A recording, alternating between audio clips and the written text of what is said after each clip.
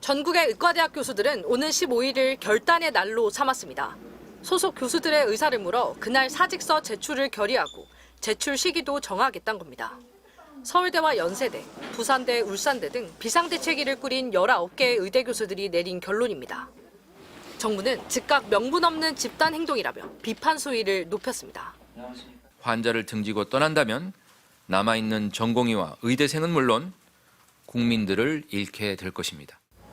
다만 정부가 진료 유지 명령을 내리고 병원 측에서 사직서를 수리하지 않을 경우 교수들이 당장 의료 현장을 떠나긴 쉽지 않아 보입니다.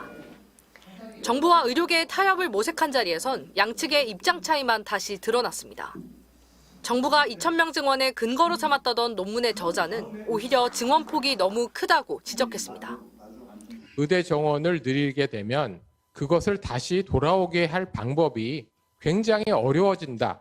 그럼 5년을 정부에서 얘기하셨지만 그거보다는 조금 완화시켜서 10년 정도에 걸쳐서 목표수를 맞추는 것이 더 맞지 않는가. 반면 정부는 의료계가 진료 현장을 이탈한 전공의들만 감싸려 한다고 비판했습니다.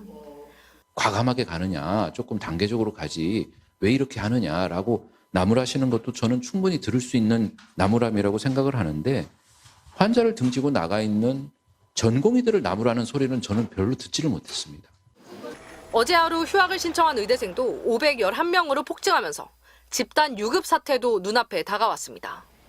학생들이 잘못된 선택으로 피해를 받지 않도록 대학은 학생들을 교육해야 할 교육기관으로서의 책임을 다해 주시기 바랍니다.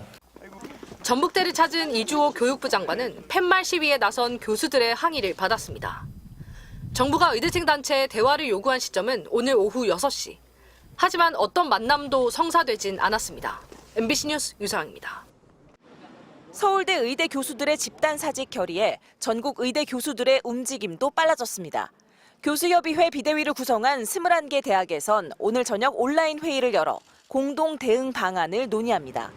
서울대는 물론 연세대와 울산대, 성균관대 등 빅5 병원과 연계된 대학이 모두 포함된 것으로 알려졌습니다.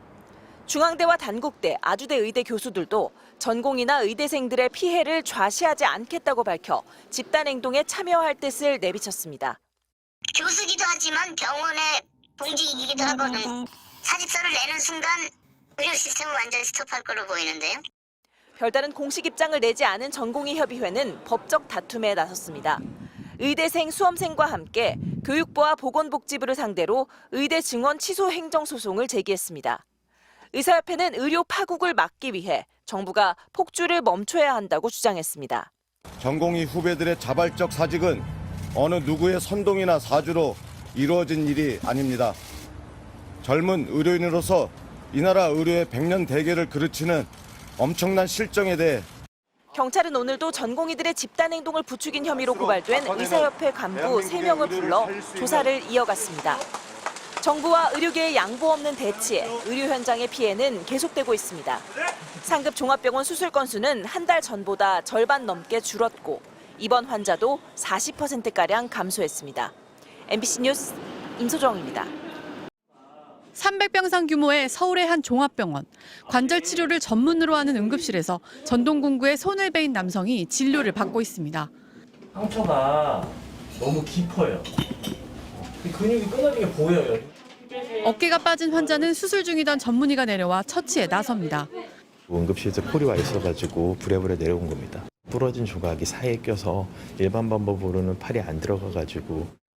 외상 환자뿐 아니라 장염 증상을 보이는 어린이 환자도 치료를 받고 있습니다. 다른 큰 병원은 파업 때문에 진료를 못 볼 것 같아서 여기 근처 병원 응급실이 있는 곳에 왔는데 빨리 볼 수 있었어요. 12개 병상 규모의 중환자실은 1개만 빼고 모두 가동 중입니다. 병원은 환자들이 몰리면서 병상을 더 늘리는 걸 검토하고 있습니다. 업무가 많이 과중된 느낌을 받고 있어요, 요즘에. 체력적으로도 힘들고 또 정신적으로도 힘들고 그런 상태예요. 수술실도 숨가쁘게 돌아가고 있습니다. 하루 수술은 30건가량. 보통 학교 방학이 끝나면 수술이 줄어드는데 지금은 18명의 전문의들이 쉴 새 없이 수술에 나서고 있습니다. 3월이 정형외과 같은 경우는 조금은 수술이 이제 감소를 하는 추세에 들어서는데 최근에는 확실히 겨울철과 비교해서도 꽤 많이 몰리고 있는 상태입니다. 전공의 이탈 움직임이 시작되기 전과 비교하면 이 병원에서 외래는 19%, 입원은 22%, 수술은 73%나 늘었습니다. 다른 대형 병원들이 전공의 이탈로 진료에 어려움을 겪자 이 같은 2차 병원이나 전문 병원으로 환자들이 몰리고 있는 겁니다. 3월에는 예전에는 100건 이상이었는데 지금 160에서 180건 정도로 체크되고 있습니다. 정부는 이번 기회에 동네 병원에서 상급 종합병원까지 이어지는 의료 전달 체계를 손보겠다는 입장입니다.